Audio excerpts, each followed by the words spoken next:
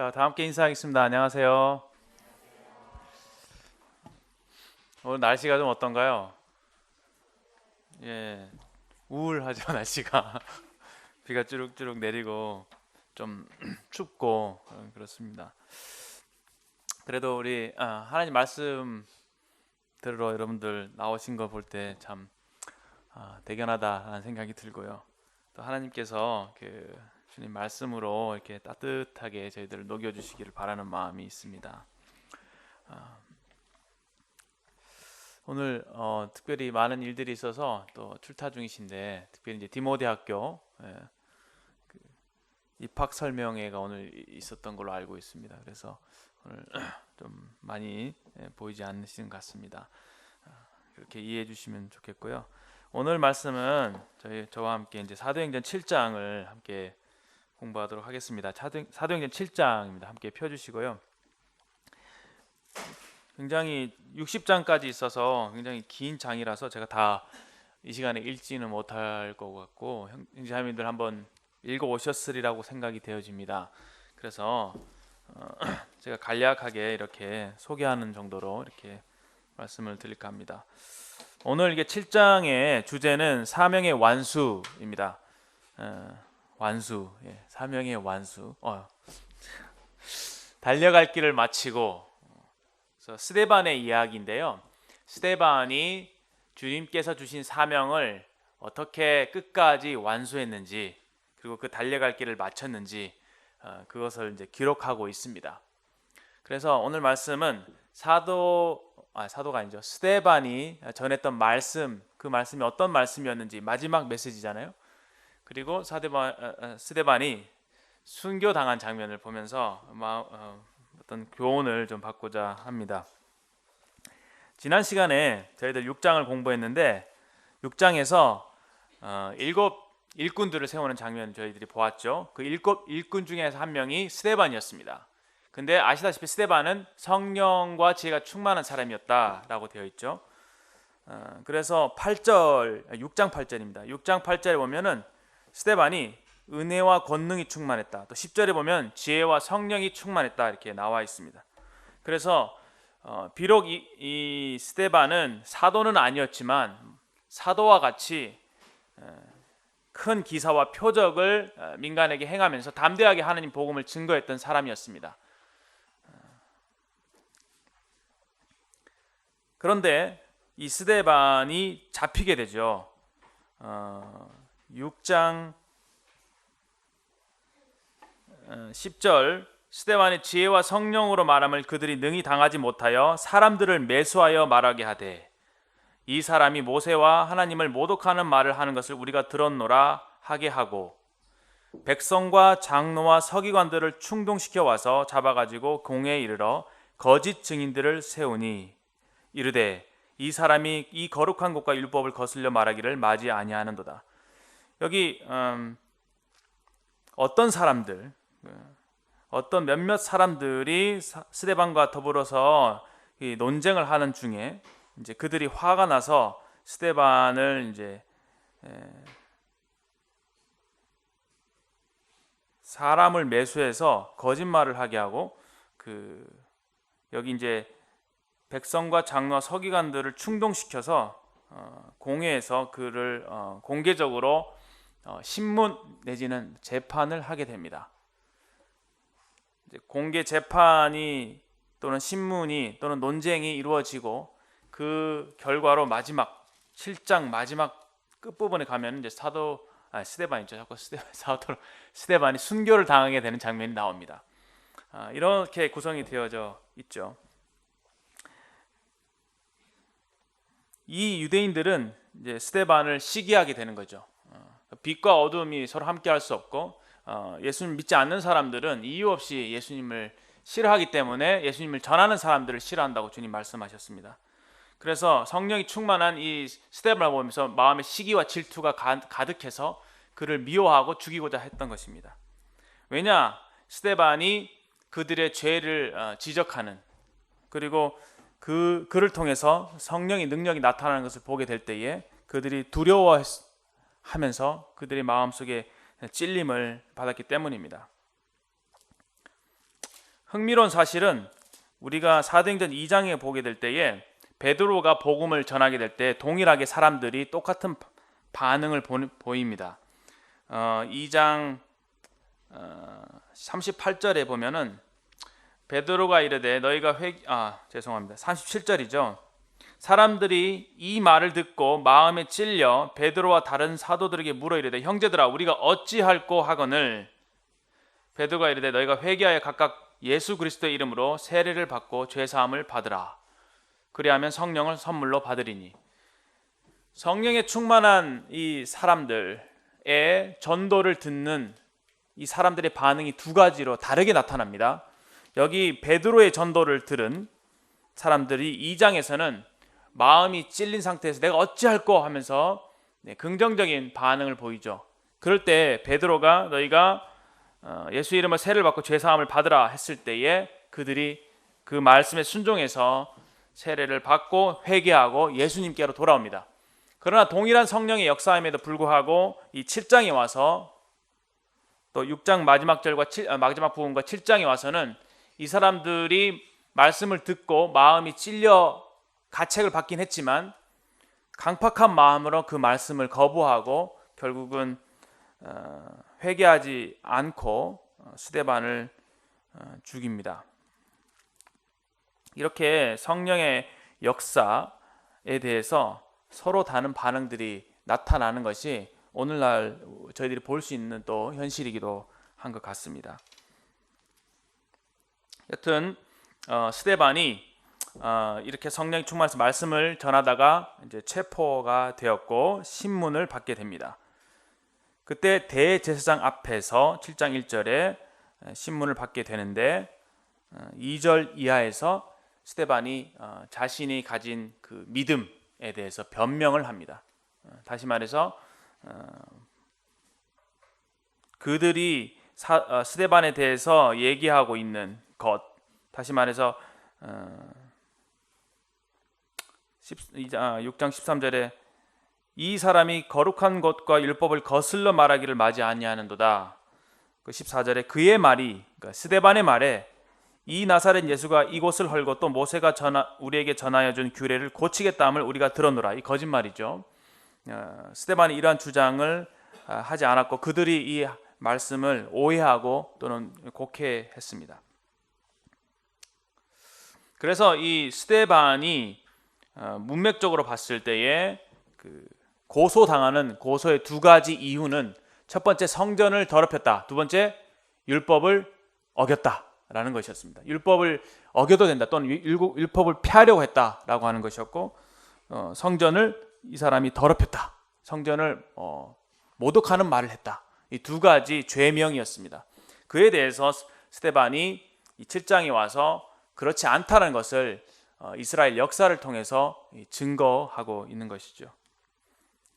굉장히 장황한 설교가 됩니다.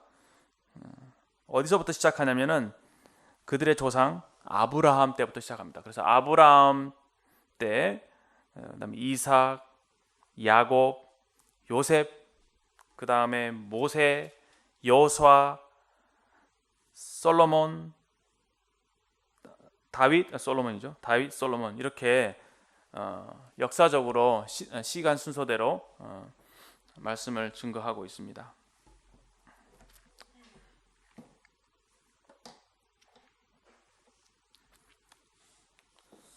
참 재밌는 사건은요, 이렇게 말씀을 전하다가 결국은 그들의 죄를 지적하고 그래서 그들이 화가 나서 이제 돌로 쳐서 스데반이 이제 순교를 당하게 되는데, 말씀을 시작하기 앞서 서두 부분에서 좀 질문이 생기는 것이 있습니다. 그것은 5장 42절에 보면은 그들이 날마다 성전에 있든지 집에 있든지 예수는 그리스도라 가르치기와 전도하기를 쉬지 아니하니라. 날마다 그들이 성령이 충만해서 항상 예수님이 그리스도라는 것을 전파하는 데 힘썼습니다. 그리고 일곱 일꾼들을 세우게 됐을 때 6장 7절에서는 하나님이 말씀이 점점 왕성하여 예루살렘에 있는 제자의 수가 심히 더 많아졌다. 그리고 허다한 제사장도 제사장의 무리도 이 도에 복종했다. 그러니까 계속 성령의 역사로 말미암아 교회가 성장하고 많은 영혼들이 구원받는 이러한 놀라운 부흥이 있는 것입니다. 이러한 상황에서 하나님께서 이제 스데반을 세우시는데 스데반을 살려주실 만도 한데 왜 스데반을 일찍 죽임을 당하게 하셨을까? 스데반처럼 성령이 충만한 일꾼들을 계속 쓰셨다면 더 많은 사람들을 구원하실 수 있지 않았겠는가, 이렇게 생각을 할 수가 있습니다. 우리 다니엘도 아시다시피 날마다 3번씩 성전 예루살렘 향해서 문을 열고 예루살렘 향해서 3번씩 기도하잖아요. 그것에 대해서 기도하게 되면은 사다굴에 던져 넣겠다라고 했을 때 그것을 굴하지 않고 사다굴에 들어가게 되죠. 그때 하나님께서 천사를 보내셔서 사자들의 입을 막으시고 다니엘을 구출해 내십니다.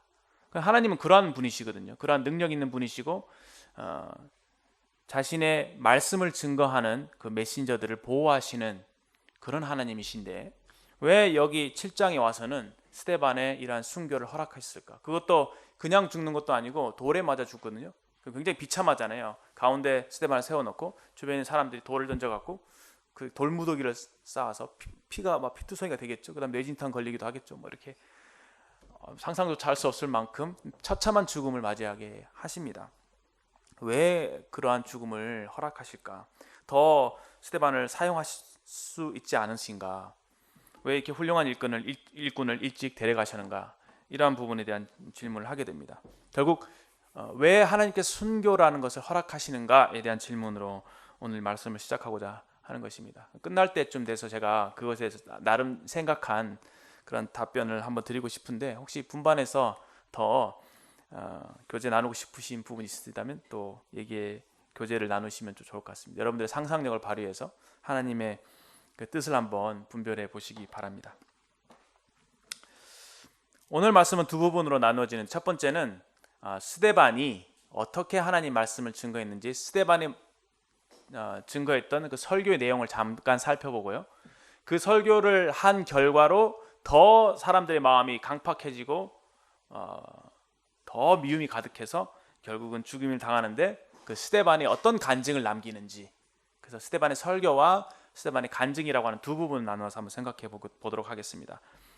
첫 번째 이제 스데반의 논쟁 부분입니다. 아까 제가 말씀드렸듯이 유대인들이 스데반을 고소하는 두 가지 이유는 성전과 율법이었습니다.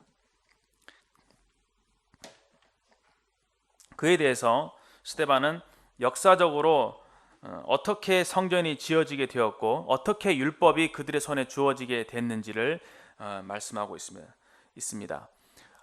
이스라엘에 대한 약속은 하나님께서 아브라함을 먼저 선택하실 때부터 시작된 것입니다. 내가 너로 복의 근원이 되게 할 것이다. 모든 민족이 내 후손을 통해서 복을 받으리라. 결국 그 후손이라고 하는 것은 예수 그리스도죠. 그래서 예수 그리스도를 믿는 인류에 있는 모든 사람들에게 복을 주시고자 하는 것이 하나님의 뜻이었습니다. 그래서 아브라함을 선택하셨고 아브라함을 통해서 이스라엘 민족을 일으키셨고 그 이스라엘 민족에게 하나님이 어떠한 분이신지를 샘플로 보여주신 것이죠. 그래서 이스라엘의 하나님을 보면서 하나님은 저런 분이시구라는 것을 이방인들이 알게끔 하시고 또 그 유대인을 통해서 메시아를 주심으로 그 메시아를 믿음으로 모든 이방인들이 예수님을 믿을 수 있도록 하신 것. 그래서 예수님을 믿음으로 하나님께서 주시고자 하시는 모든 신령한 복을 누리게 하시는 것이 하나님의 뜻이었습니다. 그래서 아브라함을 선택하셨고 그를 통해서 역사를 이루어 가시는 것이죠. 선택하신 다음에 하나님께서 약속을 주셨죠. 내가 너를 복을 주겠다. 그리고 내 민족을 창대케 하겠다. 많은 약속들을 주셨습니다. 그 중에 하나가 내가 430년 동안 너희 후손들이 이방 땅, 이집트죠. 이집트에서 종살이를 할 것이다. 거기서 나그네가 되어서 430년을 보내고 그 시간이 차면은 내가 너희를 이 약속의 땅으로, 가나안 땅으로 인도하여 내겠다라는 것을 약속하십니다.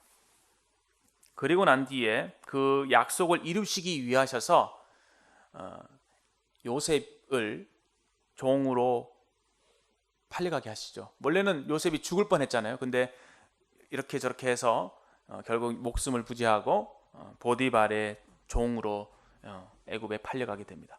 그러나 하나님께서 그와 함께 하셔서 그가 총리가 되죠. 총리가 되고 난 뒤에 그 이후에 그 가나안 땅뿐만 아니라 애굽 땅 온 전역에 흉년이 일게 됩니다.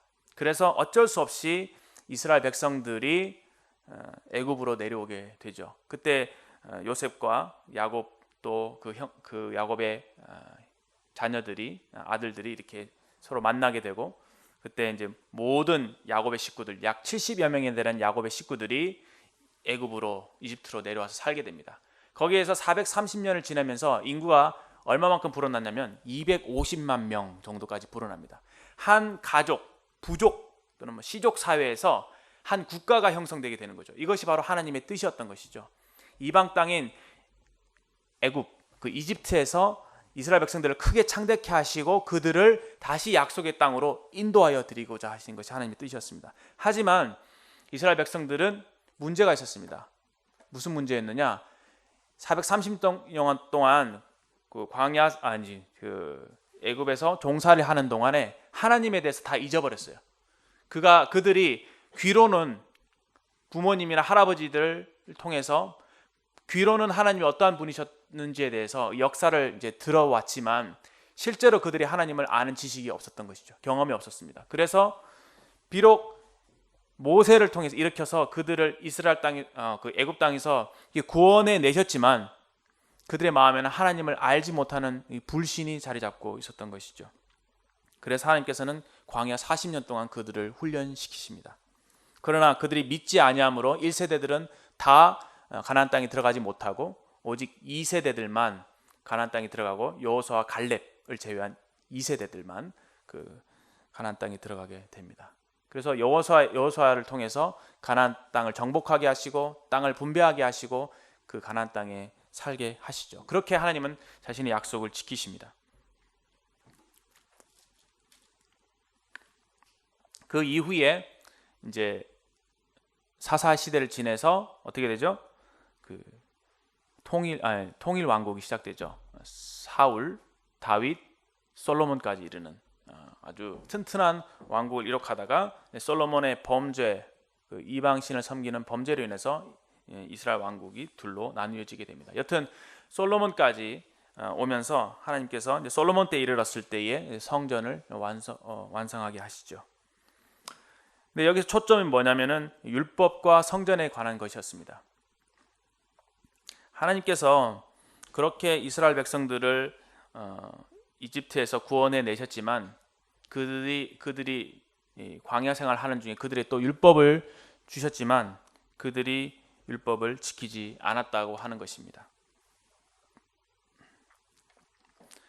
이거는 어떻게 보면은 우리 인간의 어쩔 수 없는 그 타락상을 보여주는, 우리 인간인 스스로가 죄성을 이길 수 없는 죄인이라고 하는 것을 보여주는 단면이 아닌가 싶습니다.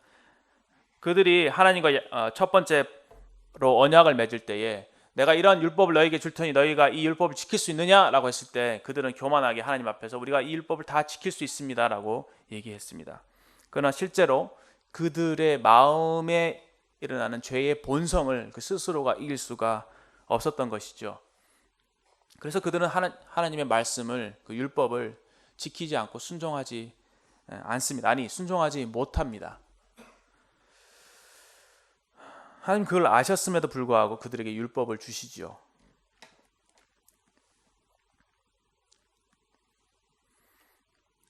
그들의 문제는 무엇이었겠습니까? 우리 인간의 문제는 뭐죠? 이 마음의 문제죠. 마음의 문제. 율법이 선하다는 것 알고 율법을 지켜야 한다는 거 알고 아무리 열심히 노력한다고 하더라도 우리 인간의 그 타락한 마음으로 말씀을, 율법을 다 지킬 수가 없는 것이죠. 그래서 율법을 주신 이유는 우리로 하여금 우리가 소망 없는 죄인이구나 라는 것을 깨닫게 하시기 위해서 우리에게 율법을 주신 것입니다. 물론 겉으로 볼 때에 스데반이 기록하고 있는 이스라엘 역사는 그냥 그러합니다. 그들에게, 이스라엘 백성들에게 지적했던 그들의 죄는 너희들이 율법을 받고도 지킨다고 해놓고 지키지 않았다라는 것이었고, 너희들이 성전을 지었지만 성전을 더럽힌 것은 바로 너희들이다 라고 하는 것이죠. 실제로 저희들이 이스라엘 역사를 살펴보게 될 때에 그들이 성전에 각종 우상들을 드리게 되고 또 단적인 예로 예수님께서 성전에 들어오셨을 때에 그들이 거기서 비둘기 파는 사람, 뭐 여러 가지 짐승들 파는 사람, 돈 바꾸는 사람들 있었죠. 교회, 그러니까 성전이라고 하는 거룩한 하나님께서 말씀하시기를 이것은 내 집은 만민이 기도하는 집이라고 했던 그 거룩한 곳이 장사하는 사람들로 넘치는 그런 장소가 된 것이죠. 성경에는 이것을 너희가 이 하나님의 거룩한 집을 강도의 소굴로 만들었다고 얘기하십니다. 그래서 주님이 채찍을 만드셔서 그것을 다 엎으시잖아요. 이처럼 이스라엘 백성들은 자기들이 스스로가 이 성전을 더럽혔습니다. 그런데 예수님께서 오셔서 너희가 이 성전을 헐라 내가 사흘 안에 다시 일으키겠다 이렇게 말씀하실 때에 예수님을 오해한 거죠. 예수님께서 우리에게 있는 이 눈에 보이는 이 성전을 허물겠다고 하신 것로 들은 겁니다. 그런데 요한은 기록하기를 이것은 성전을 얘기하신 것이 아니라 성전된 자기 육체를 가리켜 말씀하심이라 라고 얘기하고 있습니다. 율법은 어떻습니까? 율법은 로마서 2장 오늘 큐티한 말씀을 읽어보시게 되면 잘 아시다시피 유대인들이 자기네들이 율법을 맡았다라고 하는 자부심을 가지고 있었지만 그들 스스로가 율법을 지키지 않았습니다. 간음하지 말라 하는 자들이 간음했고요. 도둑질하지 말라 하는 가르치는 그들이 이제 도둑질을 했다는 것이죠. 그러니까 하나님 말씀을 말로는 선포하고 겉으로는 지키는 척 했을 뿐 그 하나님의 말씀의 말씀의 그 정신을 떠나서는 율법의 정신을 떠나서 그 말씀 자체도 지키지 않았다는 것입니다. 그들의 개인의 삶에 아무도 보지 않는 그곳에서 하나님의 말씀을 어기고 도덕적인 부분에 있어서 참 이렇게 말씀을 지키지 않고 부도덕한 삶을 살았던 것을 우리가 알고 있습니다. 이 모두가 다 아까 제가 말씀드린 성전과 율법을 종합해 보게 될 때에 이스라엘 백성들의 문제 또 우리 인간의 문제는 바로 마음의 문제입니다. 우리 마음이 더러워진 것이죠. 하나님께서는 이것을 다 아셨습니다. 주님도 다 아셨죠. 그래서 이 성전을 헐라라고 말씀하신 것입니다. 다시 말해서 이 죄인된 우리 인간은 본능적으로 선을 행할 수 없고 율법을 지킬 수 없기에 또 본능적으로 여기서 아무리 깨끗한 것으로 장식하려고 하더라도 결코 이것을 이길 수 없다는 것을 아셨기에 예수님께서는 이 성전을 헐어버리라 라고 얘기하신 겁니다. 예수님 자신의 죽음을 말씀하신 거죠. 이게 구속의 의미라는 거 여러분 아시겠죠? 그리고 예수님의 구속 십자가의 의미는 어떤 의미를 갖고 있습니까? 십자가 위에서 예수님이 죽으실 뿐만 아니라 내가 죽은 거잖아요. 그렇죠? 그래서 하나님의 뜻은 율법을 통해서 우리가 계속 어떤 우리 자신을 개화하고 발전시키고 개선하고 이런 것이 아니라 십자가에서 그냥 완전히 죽는 거예요. 우리의 그 마음의 더러운 죄의 때가 씻어지려면은 십자가에서 완전히 죽어야 된다는 겁니다. 그리고 다시 완전하게 새로운 사람으로 태어나야 한다는 것입니다. 이것이 바로 거듭남의 비밀이죠. 예수님께서 3일 만에 내가 이 성전을 다시 일으키리라 하실 때 그분의 부활을 말씀하신 거잖아요. 예수님께서 부활하심으로 또 어떤 일이 일어났습니까? 믿는 우리가 다 예수님과 함께 다시 살리심을 받게 된 거잖아요. 또 율법에 있어서도 그들은 내면의 그 마음에 있는 죄를 이기지 못했습니다. 자기의 의를 세우려고 애써 하나님의 의를 복종치 않았고 자기의 마음속에 있는 죄성을 감추기 위해서 여러 가지 의식이나 형식들, 겉으로 보이는 것들을 행하려고 했던 것입니다. 이 가장 힘든 건 마음의 문제입니다. 그래서 이번에 저희들이 여호와께로 돌아가자 하라고 할 때 우리가 다루었던 것은 무엇입니까? 바로 우리 마음이지 않습니까? 하나님께서 말씀하시기를 너희가 돌아오려거든 나에게로 돌아오라, 교회로 돌아오라, 뭐 어떤 옛날의 습관으로 돌아오라. 뭐 어떤 다른 것들 개선하라가 아니라 너의 마음을 나에게 달라라고 하는 것이죠. 요의 말씀인가요? 거기 보면은 너희는 마음을 찢으라라고 하는 말씀이 있죠. 하나님께서 관심을 갖고 보시는 것은 바로 우리의 마음입니다. 이 사도발이 아니라 스데반이 전한 이 말씀을 통해서 나타난 하나님이 어떠한 분이신지를 잠깐 살펴보면은 하나님은 영광의 하나님으로 표현하고 있습니다. 7장 2절에 보면은 영광의 하나님이 다시 말해 아브라함에게 보여. 하나님은 먼저 우리에게 다가오신 하나님이신데 우리에게 다가오실 때 자신의 영광을 우리에게 보여주시는 하나님이시다라는 것을 알 수 있죠. 그만큼 우리 인간을 사랑하신다는 겁니다. 우리에게 다가오실 때도 하나님은 우리에게 자신을 먼저 보여주시죠. 여러분들 구원받은 것들을 생각해 보시면 영광의 하나님이 어떻게 나에게 나타나시고 다가오시는지를 알 수 있을 것입니다. 사랑은 상대에게 자신을 알게 하는 것이다. 그래서 하나님이 우리를 사랑하시기 때문에 끊임없이 자신을 계시하시고 보여주시고 나타내시는 분이시다는 것을 알 수 있죠. 결국은 우리의 문제인 거죠. 우리의 마음의 눈이 어두워서 주님을 보지 못하는 것뿐이다. 이렇게 이해가 됩니다. 두 번째로 하나님은 약속의 하나님이시죠. 그 아브라함에게도 그렇고 여러 많은 그 믿음의 조상들에게 계속 약속을 하시고 그 약속을 신실하게 이루어 가시는 하나님이십니다. 그것은 하나님께서 뜻하신 것을 끝까지 이루시겠다고 하는 하나님의 그 의지의 표현이기도 한 것이죠. 또 다르게 표현해서 이 사랑은 약속하는 것이다 라고 우리가 이해할 수 있을 것입니다.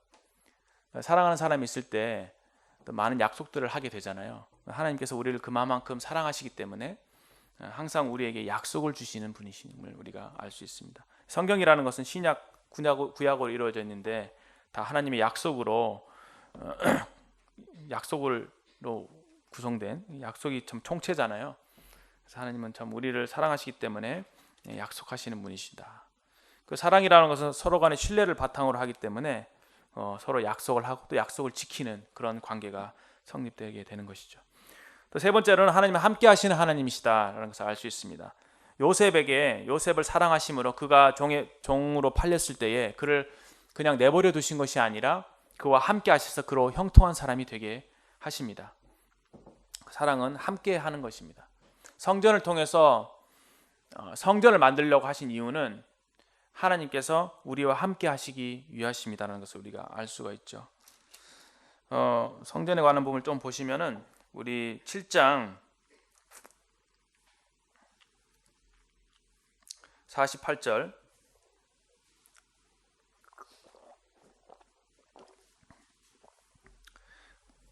그러나 지극히 높으신 이는 손으로 지은 곳에 계시지 아니하시나니 선지자가 말한 바 주께서 이르시되 하늘은 나의 보좌여 땅은 나의 발등상이니 너희가 나를 위하여 무슨 집을 짓겠으며 나의 안식할 초소가 어디냐 이 모든 것이 다 내 손으로 지은 것이 아니냐 함과 같으니라. 지극히 높으신 하나님이라고 말씀하고 계십니다. 이 하나님은 만유를 초월하시는 분이시기 때문에 우주보다 크신 하나님이시죠. 생각해 보세요. 우주보다 크신 하나님이시요.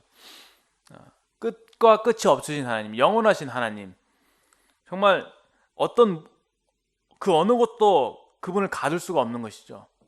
그보다 그냥 크기 자체가 크시다는 겁니다.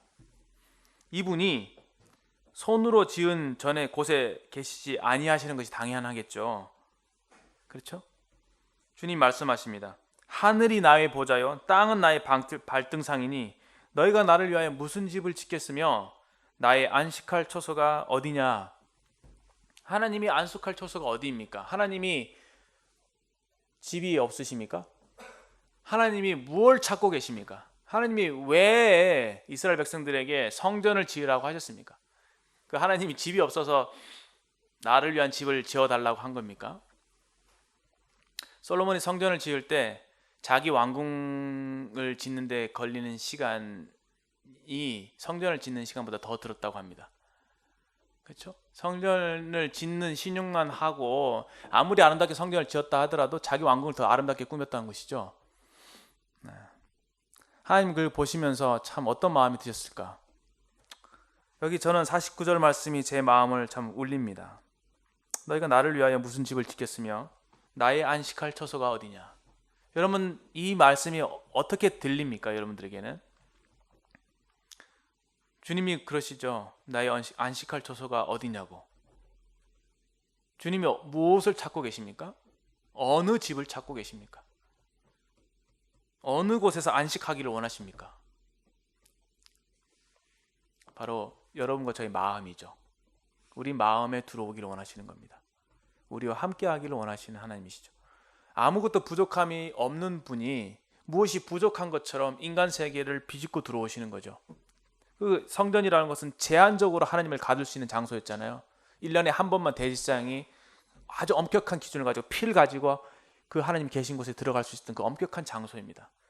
그런데 아시죠? 예수님 오셨을 때 그 성소의 휘장 위로부터 아래로 찢어지면서 우리가 담대하게 하나님 앞에 나아갈 수 있게 된 것은, 하나님은 우리와 함께하기를 기뻐하신 하나님이시다라는 거죠. 사랑은 이와 같이 함께하는 거죠. 함께하는 겁니다. 여러분, 그래서 여기 함께하기 위해서 나왔잖아요. 주님과 함께하기 위해서. 이 모임 가운데로 인도해 드리는 거예요. 초청하는 거고요. 이렇게 인도하는 거죠. 배타적으로 배척하거나 물리치는 게 아니라 사랑이라는 것은 다 이렇게 함께 하는 겁니다. 다 품는 겁니다. 이 마음을 하나님께서 우리에게 갖고 계시죠. 이것을 이루시기 위하셔서, 우리 마음에 거하시기 위하셔서, 우리 마음에 안식할 처소로 삼으시기 위하셔서 예수님이 십자가에서 죽으신 것입니다. 그래서 우리로 하여금 성전이 되게 하셨고 우리 안에 성령을 통해서 거하고 계시잖아요. 얼마나 합당한 비유입니까? 그렇죠? 여러분들 속에, 또 제 속에 성령이 거하고 계신다는 것, 영원하신 무한하신 하나님이 자리를 틀고 내주하고 계신다는 것 자체가 우리가 감당할 수 없는 은혜임을 고백합니다. 여러분들 인생을 사시다 보면은 아무리 여러분들이 마음으로 의지를 가지고 하나님 말씀에 순종하려고 한다고 하더라도 되지 않는 경우를 많이 보게 됩니다. 또 많이 넘어지고 실수하고, 그렇죠, 죄를 범하고 또 반복적으로 또 넘어지고, 그럴 때마다 참 우리 스스로가 스스로에 대해 자책하고, 나는 참 소망이 없는 사람이야, 난 스스로 힘으로 도저히 하나님을 따라갈 수 없어 라고 좌절하기도 하죠. 하지만 그때마다 우리 안에 계신 성령께서 우리를 어떻게 해요? 이렇게 세우시죠. 우리를 그 주님의 따뜻한 품으로 다시금 인도하십니다. 그리고 우리가 기도하면서 자백하며 나아갈 때마다 항상 새로운 마음을 주시고 새로운 용서를 주시는 분이 바로 우리 주님이시고 성령님이십니다. 여러분들, 거룩이라고 하는 것, 우리가 성도가 왜 성도입니까? 거룩한 사람이 됐다는 것이죠. 하나님을 모실, 성령을 모실 만한 거룩한 사람이 됐다는 거예요. 하나님 보실 때 그렇다는 것입니다. 내가 내 자신이 볼 때 그렇지 못하게 보일지 모르겠지만 하나님 보실 때 참 거룩한 사람들입니다. 저는 거룩을 이렇게 정의합니다. 거룩은 예수님의 보혈이다. 또 거룩은 자백이다. 사람이 거룩할 수 없습니다. 그렇죠? 하나님, 거룩이라는 단어 자체가 하나님께 속한 건데, 우리를 거룩하다라고 그 단어가 우리에게 적용될 수 있게 하는 그 두 가지가 뭐냐면은 예수님의 보혈이고 자백이에요. 자백. 보혈이라고 하는 것은 우리가 신분적으로 하나님 앞에서 예수님의 보혈로 인해서 완전하게 거룩함을 입게 된 거잖아요. 그래서 우리의 거룩의 근거는 예수님의 보혈밖에 없습니다. 그래서 우리가 아버지께 나아갈 때 예수 피를 힘입어 나아가는 것이죠. 두 번째로, 삶에서 물론 아버지와 아들과의 관계에서 성도가 참 죄를 범할 수가 있잖아요. 그때마다 우리가 죄를 범하지 않기 때문에 거룩한 게 아니에요. 우리가 완벽한 삶을 살아서 거룩한 게 아니라 자백할 때 거룩하다는 겁니다. 정직한 게 거룩한 거예요, 하나님 앞에서는. 그래서 항상 죄를 범할 때마다 그 자리에 머물지 말고 하나님, 제가 잘못했습니다 라고 솔직하게 시인하고 나오는 그 사람을 하나님께서 너 거룩해 라고 얘기하시는 거죠. 이것은 바로 요한일서 1장에 그렇게 기록하고 있죠. 만일 우리가 우리 죄를 자백하면 저를 미쁘시고 그래서 우리 죄를 사하시며 모든 불의에서 우리를 깨끗게 하실 것이라고 약속해 주셨습니다. 그리고 마지막으로 하나님은 주권자이신 하나님이십니다. 이 스데반의 설교를 읽어가다 보면 하나님께서 그를 선택하시고 그를 보여주시고 그에게 약속하시고, 하나님께서 요셉을 먼저 보내시고 하나님께서 모세를 일으키시고, 다 하나님께서 주관적으로 이끌어 가시는 역사다라는 것을 알 수가 있습니다. 여러분들이 성경을 보실 때에 그러한 시각을 갖게 된다면 굉장히 유익할 것입니다. 왜냐하면 우리는 인생을 살아갈 때 마치 내가 인생의 주인인, 내 인생이 주인인 양 살아가는 경우가 많죠. 그러나 사실 한 걸음 뒤로 물러 생각해 본다면은 각자의 인생이 다 중요하잖아요. 내 입장에 봤을 때 내 인생이 중요하고 내가 인생의 주인공이잖아요. 그런데 다른 사람을 봤을 때는 다른 사람은 내 인생의 조연이잖아요. 제가 주연이고. 근데 그 사람 입장에 봤을 땐 저는 그 사람의 조연이겠죠. 근데 하나님 입장에 봤을 때 어떻게 해요? 우리 모두가 하나님이 주인이시죠. 그렇죠? 성경을 읽는 이유는 우리의 시각이 내 입장에서부터 점점 공중에 떠올라서 위에서부터 내려다보는 하나님의 입장에서 우리 인생을 내려다보고 내 인생을 내려다보고 나를 바라보는 것입니다. 이게 참 힘들어요. 왜냐하면 우리의 그 시각을 벗어나기가 쉽지 않기 때문에 그렇습니다. 영안이 발달하고 하는 것은 바로 그런 것이죠. 하나님의 시각에서 만물을 볼 수 있는 것. 그것을 성경에서는 지혜라고 얘기하고 있죠. 하나님의 시각에서 만물을 보기 때문에 어떻게 행해야 될지 그 분별력을 갖게 되는 것입니다. 스데반이 지혜와 성령이 충만했다라고 할 때 그는 이런 하나님의 뜻을 아는 지식으로 충만했던, 신령한 지혜와 총명에 하나님을 아는 것으로 채웠던 그런 사람이었습니다. 이게 바로 성령이 하는 일이죠. 어떤 주권자이신 하나님 우리가 볼 수가 있습니다. 모세를 통해서 보게 될 때도요, 이스라엘을 구원하시는 하나님의 그 큰 뜻, 그 정하신 그 약속, 그 안에서 모세라고 하는 그 사람의 정체성이 비로소 의미를 갖게 되는 것이죠. 이스라엘을 구원하기 위해서 모세가 필요했던 것입니다. 하나님이 뜻을 이루기 위해서 사명을 받은 우리가 이 땅에 지금 존재하고 있는 것 외에 하나님 뜻을 제외하고 난 뒤에 우리가 어디에서도 우리 인생의 진정한 의미와 목표를 찾을 수가 없는 것이죠. 그래서 여러분들이 여기 앉아서 말씀을 듣고 계시잖아요. 그래서 참 우리가 여기까지 나아가야 되지 않겠는가 하는 생각을 하게 됩니다. 사도행전을 읽으면서 정말 내가 어떻게 살아야 되는가, 하나님 나를 향한 하나님 뜻이 무엇인가, 이런 것들을 진지하게 고민해 보면서 하나님의 그 큰 뜻과 목적, 우리가 사명이라고 하죠. 너희는 가서 모든 족속과 제자를 삼으라라고 하는 예수님의 명령을 우리가 모두가 받은 사람들입니다. 그 사명을 통해서 내 인생을 조명해 보게 될 때, 그럼 나는 지금 무엇을 해야 되지? 나는 이 인생을 어떻게 살아야 되지가 나오는 것이죠. 이것을 제외하고 나면 내 인생에 어떤 답도 없습니다. 나는 뭘 해야 되지? 나는 어떤 직업을 가져야 되지? 난 누구와 결혼을 해야 되지? 어떻게 살아야 되지? 이런 부분에 대해 답이 나올 수가 없겠죠. 그래서 하나님의 내게 정말 나를 어떻게 바라보고 계시는지, 나에게 원하시는 것이 무엇인지 생각해 볼 수 있으면 좋겠습니다. 하나님의 일이라고 성경에 기록되어 있어요. 각각 자기 일을 구하고 하나님의 일을 구하지 않는다. 예수의 일을 구하지 않는다. 그 일이라고 하는 것은 하나님의 뜻이죠. 바로 영혼을 구원하고 교회를 세워가신 하나님의 뜻입니다. 거기에 하나님의 모든 관심과 초점이 맞춰져 있는 것이죠.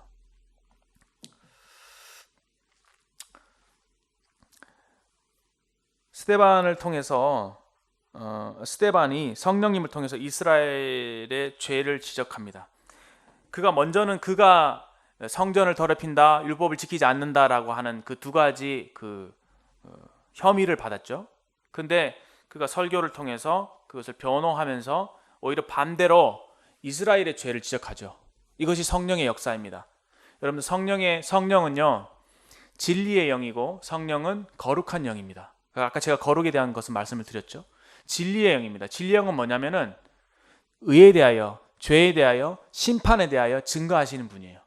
다시 말해서 성령의 역사는 우리가 하나님의 말씀을 증거할 때에 성령께서 그 말씀을 사용하셔서 우리 마음속에 죄를 깨닫게 하는 겁니다. 첫 번째로 내가 죄인인 걸 깨닫게 하는 것이 성령이 하시는 일입니다. 두 번째로 예수님이 어떠한 분이신지를 우리 마음속에 밝혀주십니다. 그래서 그것이 단순한 이론이나 예수님이 그 십자가의 은혜가 단순한 이론이 아니라 내 마음속에 와닿게끔 하시는 것이 성령이 하시는 일이죠.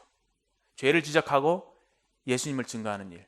그래서 성령에 충만한 사람들은 바로 이와 같이 이러한 성령이 하시는 일들을 나타내는 사람이라고 할 수가 있습니다. 결국 이 부분은 복음 전도와 상당히 밀접한 관계를 맺고 있다고 해도 과언이 아니죠. 뿐만 아니라 성령은 보혜사로서 우리 마음에 말씀으로서 우리 마음을 어떻게 하죠? 힘을 주시는 하나님이시다. 우리가 알 수가 있습니다. 그래서 이제 이 성령 진리의 영을 통해서 이 스데반이 죄를 지적하는데 그 죄는 뭐였냐면은 그리스도를 십자가에 못 박은 죄였죠. 52절에 나와 있죠. 그 의인이라고 하는 것은 예수님입니다. 너희가 예수님을 잡아준 자여 살인한 자가 되었다. 그리고 그들은 성령을 거역하는 죄를 범했습니다. 51절에 나오죠. 그들의 목이 곱고 마음과 귀에, 특히 마음의 할례를 받지 않았다는 말이 아까 제가 말씀드린 마음의 문제입니다. 그들의 마음 중심이 결코 하나님께로 돌이키려고 하는 마음이 없었던, 그 죄성을 이길 수 없었던 그러한 이스라엘의 모습을 봅니다. 그리고 그들은 율법을 불순종했고요, 성전을 멸시했고, 특별히 이제 하나님의 진리를 완고하게 거부했습니다. 그래서 스데반이 이런 말씀을 전했을 때에 54절에 이 말을 듣고 그들이 마음이 찔려서, 그 반응이 내가 어찌할 거라고 하는 반응이 아니라 이를 갈죠. 그를 향하여 이를 갈거늘, 그 마음의 시기와 분노와 미움이 가득해서 스데반을 죽입니다.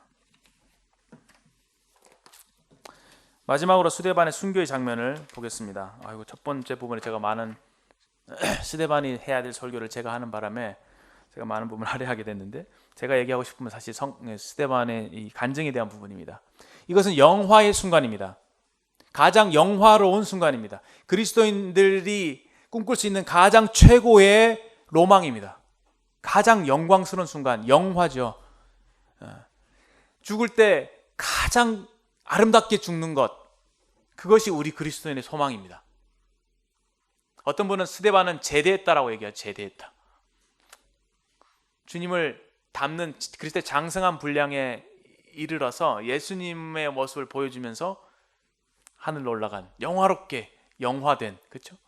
그런 스데반임을 볼 수가 있습니다. 어떤 부분이 그렇냐면, 자세히 보시게 되면 우리 첫 번째로 55절에 스데반이 성령이 충만하여, 성령이 충만했다라고 하는 말씀을 제가 여러 군데 말씀을 드렸는데, 우리 6장 8절에도 보면은 스데반이 은혜와 권능이 충만했다. 또 6장 10절에는 지혜와 성령으로 말했다. 특별히 이제 은혜와 권능이 충만했다. 권능이 충만해서 여러 가지 많은 기사들을 행했다는 것을 알 수 있죠. 은혜가 충만했다. 그 말은 하나님의 은혜를 깨닫는 그 지식이 있었다. 그리고 그 은혜를 정말 은혜 안에 거하고 있었다. 그 은혜로 말미암아 마음이 충만했다 이거죠. 그 은혜 때문에 막 감사가 넘치고, 그 은혜의 힘으로 인해서 그가 자신의 모든 생애를 주님 앞에 드리고 싶은 그런 마음이 일어났다라고 하는 겁니다. 성령이 충만한 사람은 바로 이와 같이 은혜가 충만한 사람입니다. 이런 은혜를 깨닫고 나니 다른 사람에 대해서도 은혜로울 수 있게 되는 것이죠. 우리가 꿈꿔야 될 부분입니다. 성령이 충만한 사람, 은혜가 충만한 사람입니다. 그 다음에 두 번째로, 성령이 충만한 상태에서 말씀을 전하고 있는 중에 갑자기 56절에 보라, 하늘이 열리고, 성령이 충만한 모습은 이 하늘이 열린다고 하는 것이죠. 제가 믿기로는 그 가시적인 어떤 육신적인 하늘이 열렸다라고 믿지는 않습니다. 왜냐, 이 천국이라고 하는 것은 우주의 차원, 그러니까 물리적인 차원이잖아요. 우주라는 게 그 물리적인 우주의 차원을 뛰어넘는 차원인 거죠.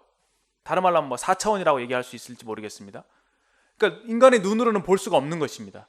그러니까 변화가 돼야만이 갈 수 있는 나라, 영혼만이 갈 수 있는 나라, 그렇죠? 그래서 차원이 다른 곳이기 때문에 결코 인간의 눈으로 그것을 바라볼 수가 없는 것이죠. 그런데 그 높은 우주의 공간을 뚫고 그 위에 있는 그 하늘나라가 열린 것입니다. 그 하늘이 열려서 천국의 모습이 보이는 겁니다. 하나님의 보좌가 보이는 것이죠. 무엇을 봅니까? 하나님의 영광을 봅니다. 영광을. 와, 이 땅에서 하나님의 영광을 본다는 것입니다. 과연 그것이 우리에게도 가능할까요? 저는 충분히 가능하다고 믿습니다. 우리 뭐 저기 지하교회에서 막 핍박을 당하면서 막 그런 분들 얘기 듣잖아요. 그러면 막 신기한 일들이 많이 벌어지죠. 우리 안에 주신 성령의 능력은 바로 이것을 초월하지 않나 하는 생각을 하게 됩니다. 우리가 너무 육신의 찌기가 많이 가려져 있어서 이게 잘 벗어지지 않아서 그렇지, 여기 스데반처럼 성령이 충만한 상황 가운데서 예수님을 증거하는 사람들에게 하나님께서는 이 하늘을 열어서 보여주시는 것이죠. 하나님의 영광을 보여주시는 거죠. 그래서 바울이 성도들 위해서 기도할 때 우리의 마음의 눈을 열어서 하나님을 알게 해달라고 기도하고 있죠. 그 영광, 얼마나 하나님이 영광스러운 분이신지, 그 아브라함에게 나타났던 그 영광의 하나님, 그 영광의 하나님을 봤기 때문에 그 감동이 너무 커서 자기의 모든 것들을 포기하고 그 하나님만 따라갔던 아브라함. 그래서 우리가 하나님을 따라가는 이유는 그 하나님을 만난 그 달콤함이 있잖아요. 그것을 잊지 못해서 가는 경우가 많죠. 그 하나님의 영광을 맛본 사람은 그것을 알기 때문에 하나님을 떠날 수가 없다는 것을 우리가 다 공감하실 것입니다.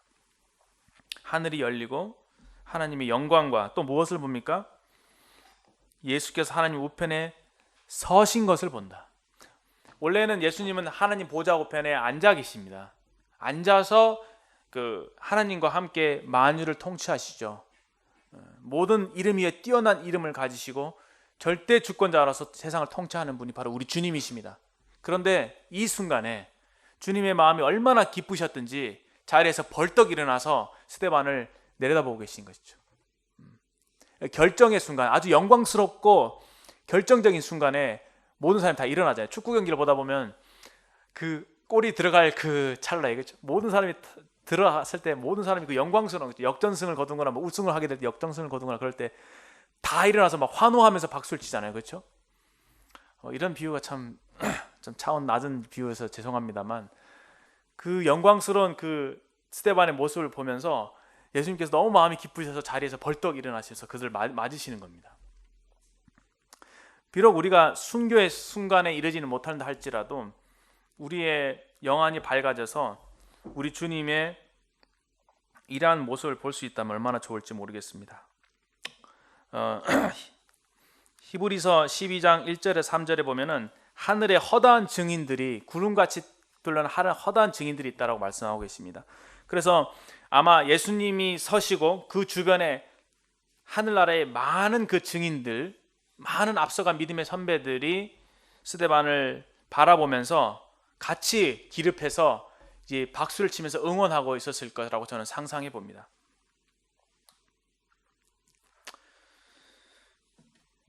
또 다른 표현으로 볼 때 이 믿음이라고 하는 것은, 성령이 충만한 사람, 믿음과 성령이 충만하다 그랬죠? 그 6장에 보면은 믿음과 성령이 충만한 사람, 믿음이 충만한 사람입니다.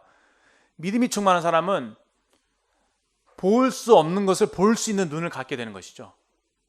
볼 수 없는 것을 보는 눈. 그래서 히브리서 11장 1절에서 3절에서는 우리가 볼까요?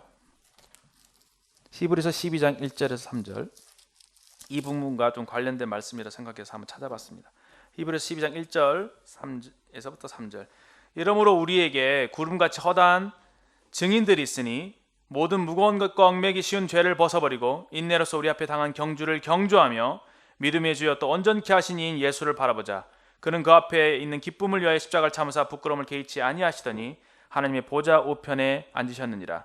너희가 피곤하여 낙심하지 않기 위하여 죄인들이 이같이 자기에게 거역한 일을 참으신 일을 생각하라.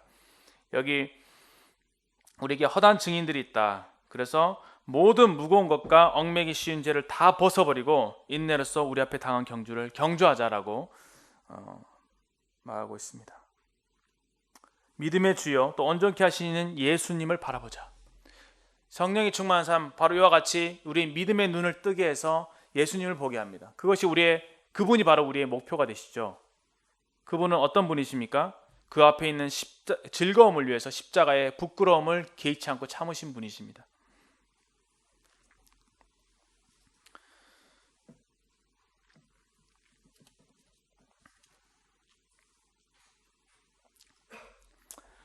이 우리의 그 어떤 사명의 길을 우리가 경주에 비교하잖아요. 우리가 달려갈 길을 마치고 사명에 비유하는데 이 사도 스데반은 바로 이렇게 그 42.19km의 그 마라톤을 달려서 마지막 그 피니시 라인을 앞에 둔 그 모습입니다. 그때 그 피니시 라인에 들어오는 그런 스데반을 주변에 있는 또 하늘에 있는 증인들과 예수님께서 일어서셔서 이렇게 응원하면서 박수를 치면서 끝까지 그것을 완주하도록 기다리고 있는 그 모습이죠. 우리가 어떻게 인생을 마무리하느냐가 참 중요한 것 같습니다. 그리고 그 목표가 바로 우리 주님이심을 알게 됩니다. 이와 같이 믿음은 우리의 성령이 충만한 사람, 믿음이 충만하고 믿음이 충만하면 우리의 눈이 밝아져서 볼 수 없는 것들을 보게 되고 바로 우리 주님과 우리에게 있는 허다한 증인들 그들을 생각하면서 우리 믿음의 길을 끝까지 완주하는 것이다. 이렇게 말씀하고 계십니다. 마지막으로 다시 돌아와서 제가 좋아하는 부분 중에 하나입니다. 60절에 보면은 59절 60절에 그들이 돌로 스데반을 치 스데반이 부르짖어 이르되 주 예수여 내 영혼을 받으시옵소서. 예수님이 말씀하신 말씀과 똑같습니다. 그렇죠? 십자가 위에서 예수님께서 주여 아버지여 내 영혼을 아버지 손에 의탁하나이다. 자기 영혼을 아버지께 의탁하고 아버지께 제사를 드리는 번제죠. 번제. 십자가 위에서 예수님은 자기 몸으로 하나님께 번제를 드렸습니다. 다 태워서 죽음으로 죽은 제사를 드렸습니다. 여기 스데반도 역시 자기 몸을 죽여서 죽은 제사를 하나님 앞에 드리죠. 참 순교라는 것이 우리가 참 거리가 멀게 느껴집니다. 하지만 우리는 산 제사를 드리죠. 그리고 우리는 날마다 죽습니다. 죽은 제사가 쉬울까요? 산 제사가 쉬울까요? 라고 했을 때 어떤 사람은 죽은 제사가 어렵다라고 얘기할지 모르겠지만 제가 생각할 때는 산 제사가 훨씬 더 어려운 것 같아요. 왜냐? 우리 날마다 죽어야 하기 때문에 그렇습니다. 여기서 이 마지막에 사도 바울의 간증이 참 아름답습니다. 그렇죠? 예수님을 그대로 닮은 모습입니다. 60절에 보면은 무릎을 꿇고 크게 불러 이르되 주여 이 죄를 저들에게 돌리지 마옵소서. 바로 예수님께서 십자가 위에서 중보하셨던 내용과 동일합니다. 자기를 죽이는 그 원수를 사랑하는 그 모습을 이 마지막 순간에 보여줍니다. 제가 왜 스데반의 이 순교를 주님께서 허락하셨는가?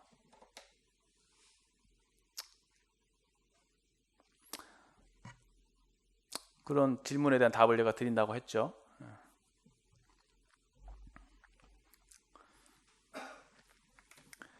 예수님께서 산상수훈을 말씀하실 때에 제일 마지막에 말씀하셨던 게 뭐냐면은 너희 원수를 사랑하고 너희를 핍박하는 자를 위하여 기도하라. 왼뺨을 떼면 오른뺨을 돌려대고 오리를 가게 하면 심리를 따라가고 너희를 속옷을 얻고자 해서 너희를 고소하는 자들에게 겉옷까지 내어주라. 저는 그런 말씀을 볼 때 참 그 머리를 망치로 맞은 것처럼 띵했습니다. 과연 이것을 우리로 순종하라고 주신 말씀인가? 과연 사람으로서 이것을 지킬 수 있을까? 그런 생각을 하게 됩니다. 상대방이 나에게 안 좋은 의도를 가지고 나를 핍박하고 미워하기 때문에 나를 없애기 위해서 행하는 그 행동들을 묵인하면서 그를 위해서 기도하고 그를 사랑하는 것은 정말 어렵습니다. 정말 쉽지 않습니다. 바보가 되는 거죠. 그 사람의 의도를 알면서 그 의도대로 해준다는 것은.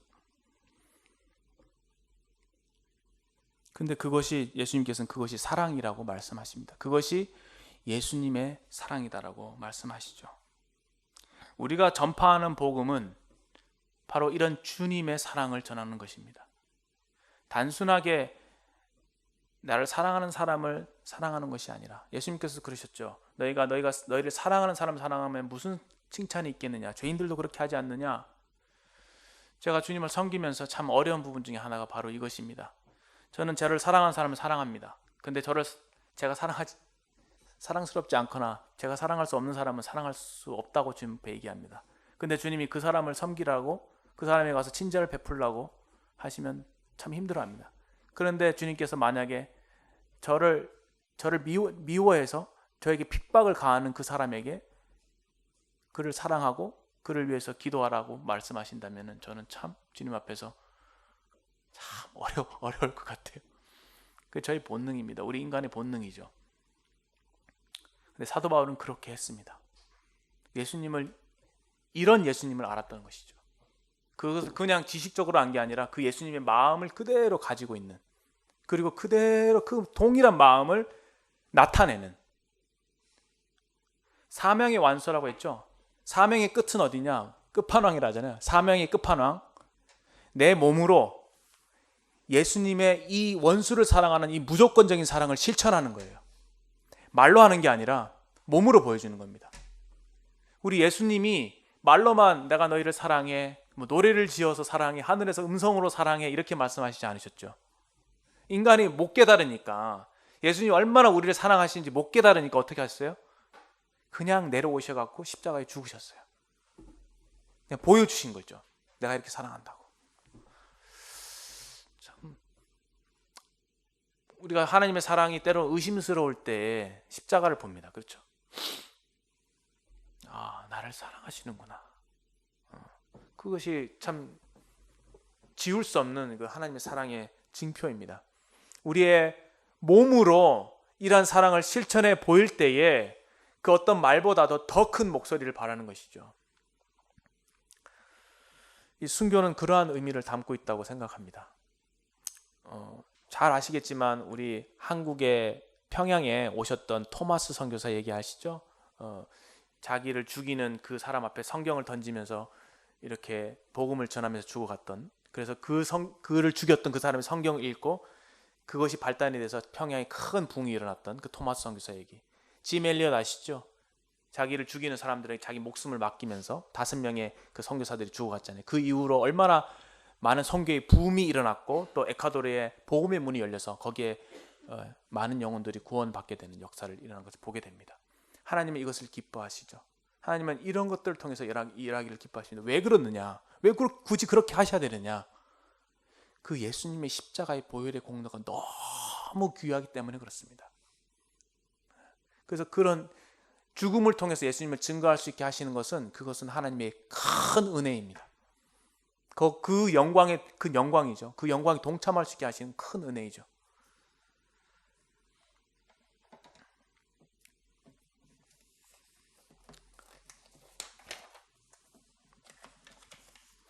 그래서 얼마나 오래 사느냐, 얼마나 많은 일을 하느냐가 중요한 게 아니라 이 우리의 사명을 감당하는 데서는 양이 아니라 질이라는 거. 내가 한 사람에게 예수님의 사랑을 그와 같이 전하고 죽을 수만 있다면 그것으로 된 것이죠. 여러 많은 사람에게 많은 일을 하려고 하기보다는 이 한 사람에게 예수님의 사랑을 제대로 보여주는 것이 우리의 목표가 되어야 한다, 이런 생각을 하게 됩니다. 짧은 그 사명의 길이었지만 스데반은 충성스럽게 그것을 완성했고 하나님의 박수를, 주님의 박수를 받고 그 사명을 종결지었습니다.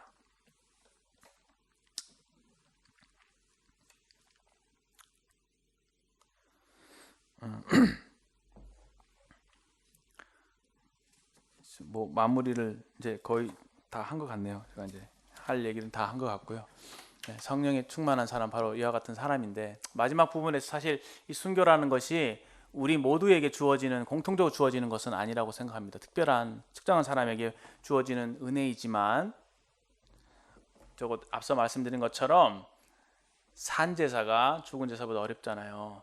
그래서 우리가 매일 삶 속에서 우리를 십자가에 내어드리는, 그래서 내 뜻이 죽고 나의 의지가 죽고 나의 자아가 죽고 예수님이 내 안에서 계속 사신다면은 우리는 매일 순교의 삶을 사는 것이나 다름이 없다고 생각합니다. 그래서 그런 의미에서 산제사로 드리는 게 죽은 제사보다 더 어렵다고 하는 것이죠. 죽은 제사는 한 번이면 되잖아요. 근데 산제사는 매일 해야 되니까 어렵다고 하는 것이죠. 그래서 여러분들 이런 부분에 격려를 드리고 싶고요. 스데반처럼 정말 성령의 충만함을 입기를 우리가 날마다 사모하고, 참 주님과 같이 될 수 있다면, 인생의 마지막에 주님처럼 살다가 주님을 보여주고, 나를 통해서 주님이 드러나게끔 주님을 보여주고 그러한 인격으로 살다가 죽을 수만 있다면은 다른 어떤 것보다 더 가치 있는 인생이 될 것이라 생각하고, 이런 삶에, 이러한 헌신에 바로 사명이 완료가 되고 또 구원의 역사, 또 주님이 하신 일들이 이루어지고 하나님께서 영광을 받으시지 않나 이런 생각을 하게 됩니다. 이상으로 하나님 말씀을 또 마치도록 하겠습니다. 짧게 기도하고 마치겠습니다. 하나님 아버지, 저희들에게 주신 하나님 말씀 참 감사합니다. 참 주님이 저희들을 그렇게 사랑하셨다는 것을 다시 한번 생각할 때에 참 하나님의 그 넘치는 사랑에 감사를 드리고, 저희들이 이 시간 기도하는 것은 성령님을 통해서 저희들의 마음의 문을 여시고 주님의 깊은 사랑을 깨닫게 하시며, 저희들이 주님을 닮을 수 있도록 날마다 성령의 충만함을 입게 하시며, 그를 통해서 주님을 나타내고 주님께 영광을 돌리는 저희들의 생애가 되게 해주시기를 구합니다. 인도하신 말씀을 위해서 감사드리며 주 예수님의 존귀하신 이름으로 감사하며 기도드립니다. 아멘. 감사합니다.